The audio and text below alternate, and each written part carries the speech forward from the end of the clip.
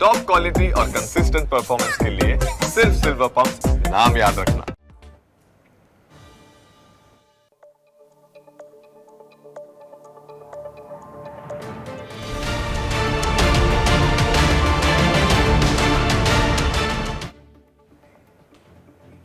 નમસ્કાર, debate of the ડેમાં આપનું સ્વાગત છે. આપની સાથે હું છું ઝિંકલ.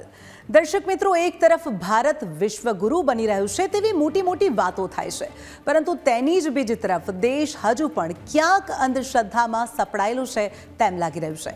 કારણ કે ઉત્તર પ્રદેશમાં આગ્રાના નાગલા ભુજા વિસ્તારનો એક વિડીયો હાલમાં સોશિયલ મીડિયામાં ખૂબ જ વાયરલ થઈ રહ્યું છે, જેમાં એક સામાન્ય સિંગલ ડોર રેફ્રિજરેટરના ફ્રીઝરમાં બરફ એકઠો થઈ અને શિવલિંગ જેવો આકાર બની ગયો છે, જેને ભગવાન ભોલેનાથનો ચમત્કાર ગણવામાં આવી રહ્યું છે. સ્થાનિક લોકોએ તેને દેવીય સંકેત માની અને ઘરને મંદિરમાં ફેરવી દીધું, અને આટલું જ નહીં, પૂજા આરતી કરી દાન આપ્યું અને તેના પર જળાભિષેક પણ કર્યો. ફ્રીઝરમાં આ રચના અમરનાથમાં શિવલિંગ સમય કરતાં વહેલા ઓગળી ગયા પછી તરત જ દેખાઈ, જેથી પરિવાર અને સ્થાનિક ભક્તોએ આને અમરનાથનું શિવલિંગ ગણાવ્યું છે. તો આ અગાઉ પણ સાબરકાંઠાના તલોદનો એક વિડીયો સામે આવ્યો હતો, જેમાં ભગવાન શ્રી કૃષ્ણની પ્રતિમા દૂધ પીતી હોવાનો દાવો કરવામાં આવ્યો હતો.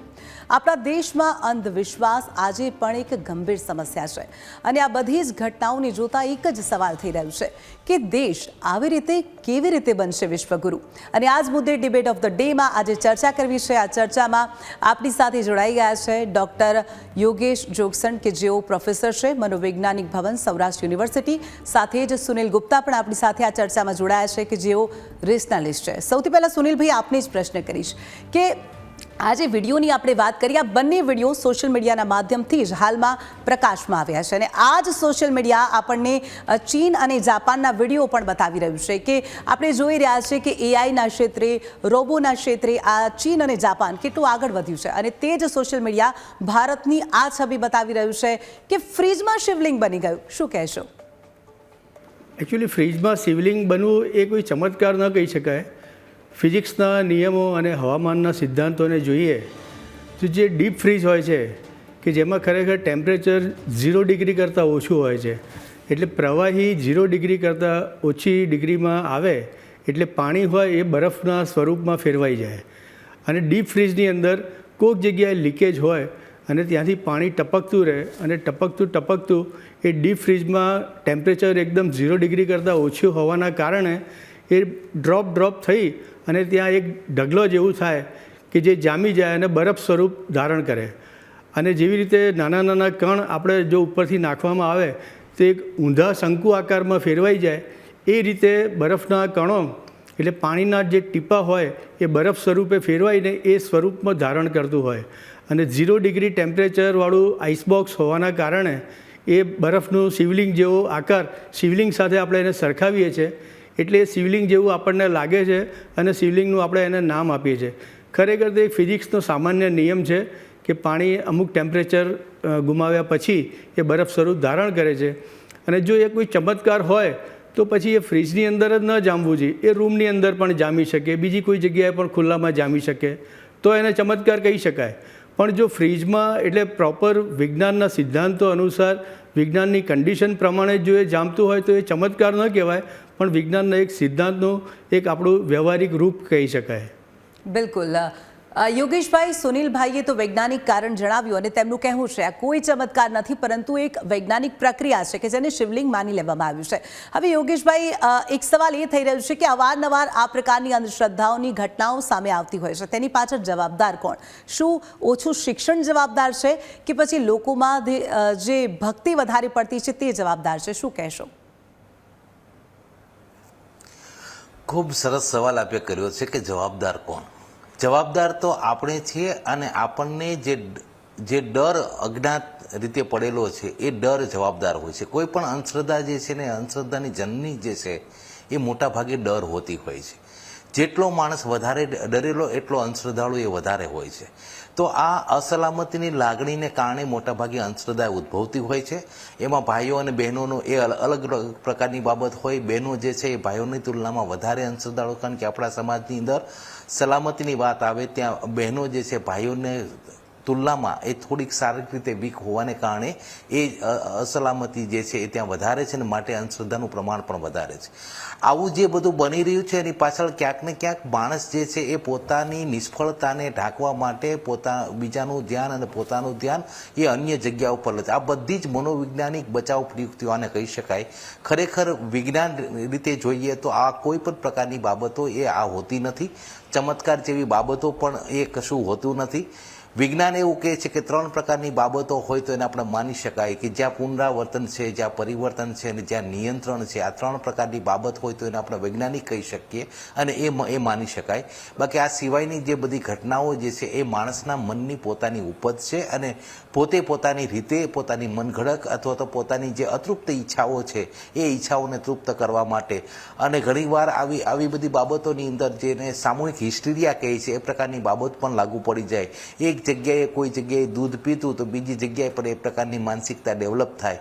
તો આ સામૂહિક હિસ્ટ્રિયા અને એક પ્રકારની નકારાત્મક માનસિકતાનું ઉદાહરણ છે. ખરેખર આવી કોઈ ઘટના એ વાસ્તવિક હોતી નથી. બિલકુલ. સુનિલભાઈ, આ મેં અને તમે બાળપણમાં ઘણીવાર ફ્રીજમાં આ રીતે બરફ જામેલો જોયો છે અને આ કોઈ નવી વાત નથી. આ વૈજ્ઞાનિક જે રીઝન છે તેના કારણે આ બરફ જામતો હોય છે. પરંતુ આ જે પરિવાર આપ વિડીયોમાં જોઈ રહ્યા છો તે પૂજા કરી રહ્યું છે, આરતી ઉતારી રહ્યું છે, પ્રસાદ ધરાવી રહ્યું છે. એટલે શું આંખો પર પાટા બાંધ્યા છે કે પછી સામાન્ય બુદ્ધિ જ નથી કે આ ભક્તિએ કે પછી અંધશ્રદ્ધાએ તમામની જે આંખો છે તે બંધ કરી દીધી છે? એટલે આવું જે ઘરમાં બનતું હોય એ ઘરને આપણા સમાજની એક વ્યવસ્થા પ્રમાણે જે ઘરમાં આવા ચમત્કાર થાય એ ઘરને પવિત્ર માનવામાં આવે.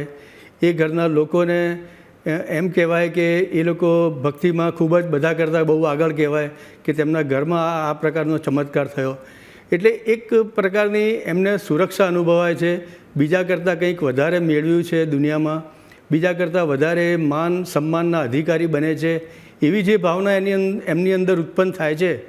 તેના સપોર્ટ માટે એ લોકો પણ આવી વાતને વધારે ફેલાવે છે કે જો અમારા ઘરમાં આ રીતે ચમત્કાર થયો અને બાકીના લોકો એ ચમત્કારના આધારે એમની તરફ અહોભાવ રાખે છે, તેમના પ્રભાવમાં રહે છે, તેમને ખૂબ જ માન સન્માન સમાજમાં મળે છે.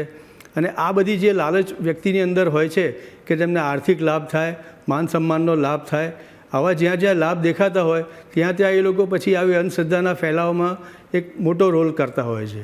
બિલકુલ. એટલે સુનિલભાઈ, આપનું કહેવું છે કે સસ્તી પ્રસિદ્ધિ મેળવવા માટે પણ ક્યારેક લોકો આ પ્રકારના વિડીયો બનાવી અને વાયરલ કરી દેતા હોય છે.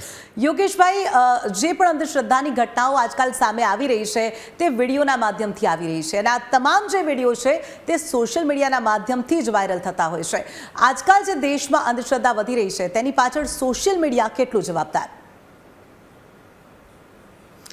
જી, ચોક્કસ આમાં સોશિયલ મીડિયા એટલા માટે એટલું જ જવાબદાર છે જે પહેલાં હતું.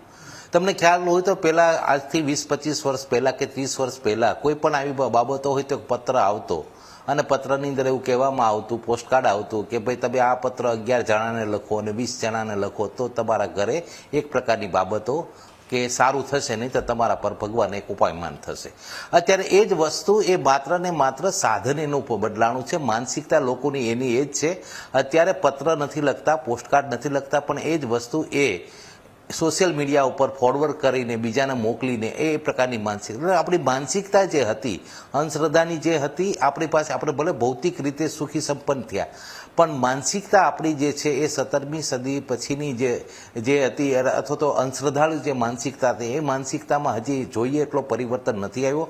આધુનિક યુગની અંદર લોકો માત્ર ને માત્ર ભૌતિક રીતે એ આધુનિક દેખાઈ રહ્યા છે પણ એની માનસિકતાની અંદર એ ઘણી બધા પ્રકારની નબળાઈઓ આવેલી છે અને એ નબળાઈઓની અંદર સતત વધારો થાય છે અને સોશિયલ મીડિયા જે છે એમાં એક પેટ્રોલનું કામ કરે છે કે એને આગ લગાડે છે. કારણ કે એક જગ્યાએ બને છે એટલે એનો ફોરવર્ડ કરે છે બીજી જગ્યાએ અને થોડી વારમાં તો એક નાની એવી ઘટના કે જે ખરેખર એ અચાનક કંઈક બની છે અને એમાં કોઈ એટલે કોઈ એ શ્રદ્ધા કે એવી કોઈ વસ્તુ નથી, તેમ છતાં પણ એને ફોરવર્ડ કરીને લોકોને મોકલે છે અને સાથે નીચે ધમકી સ્વરૂપનું ભય સ્વરૂપનું એક વિધાન હોય, તમે આ નહીં કરો તો તમારી સાથે એ અમુક પ્રકારની બાબતો બનશે. તો ભયમાંથી ઉગરવા માટે ઘણીવાર ઘણા લોકો એ આ પ્રકારના મેસેજ, આ પ્રકારની બાબતો એને ફોરવર્ડ કરતા હોય છે.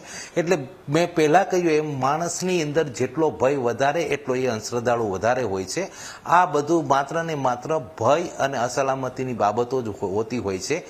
જો વૈજ્ઞાનિક વ્યક્તિ હશે તો આ પ્રકારની બાબતોની અંદર ચોક્કસ તર્ક કરશે, એ વિચારશે કે ભાઈ આમાં તથ્યતા કેટલું.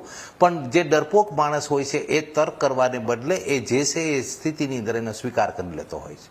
બિલકુલ યોગેશભાઈ, આપે ખૂબ સાચી વાત કહી કે એક ભયની વાત છે. સોશિયલ મીડિયામાં જ્યારે પણ આ પ્રકારના વિડીયો અથવા તો મેસેજ આગળ મોકલતા હોય છે ત્યારે એક ભય દર્શાવવામાં આવતો હોય છે અને તેના કારણે પણ લોકો આ વિડીયોને આગળ વાયરલ કરતા હોય છે. સુનિલભાઈ, આપનું શું માનવું છે જ્યારે પણ આવા વિડીયો લોકો મોકલે છે કે મેસેજ મોકલે છે, નીચે એવું લખવામાં આવે છે જો તમે આગળ વાયરલ નહીં કરો તો તમારા જીવનમાં દુઃખ આવશે, તકલીફ આવશે અને ડરના કારણે પણ ક્યાંક લોકો અંધશ્રદ્ધાની પ્રેરણા આપતા હોય છે.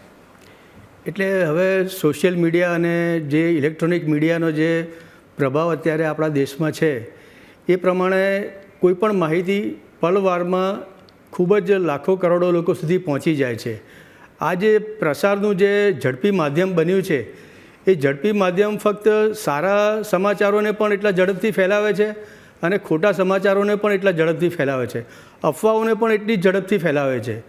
તો આવી ખોટી બાબતોને પણ આ મીડિયાનો જે લાભ મળે છે, સોશિયલ મીડિયા અને ઇલેક્ટ્રોનિક મીડિયાના કારણે જે ઝડપથી જે ફેલાય છે અને ફેલાવાના કારણે દરેક વ્યક્તિ પોતપોતાની રીતે તેનું અર્થઘટન કરે છે. અને મોટાભાગના લોકોમાં એક એવી માન્યતા છે કે બહુમતીએ કહ્યું છે અથવા તો ઘણા બધા જગ્યાએ આવું દેખાય છે, વંચાય છે, જોવામાં આવે છે, આ પ્રકારના વિડીયો વારંવાર વાયરલ થાય છે, એનો અર્થ કે આ સાચું છે. એટલે બહુમતી લોકોના મગજમાં એક સીધી વસ્તુ એ છે કે ઘણી બધી જગ્યાએ દેખાય એ સાચું, ઘણા બધા લોકો કહે એ સાચું. બિલકુલ યોગેશભાઈ, સુનિલભાઈ, ચર્ચામાં જોડાવા બદલ આપનો આભાર.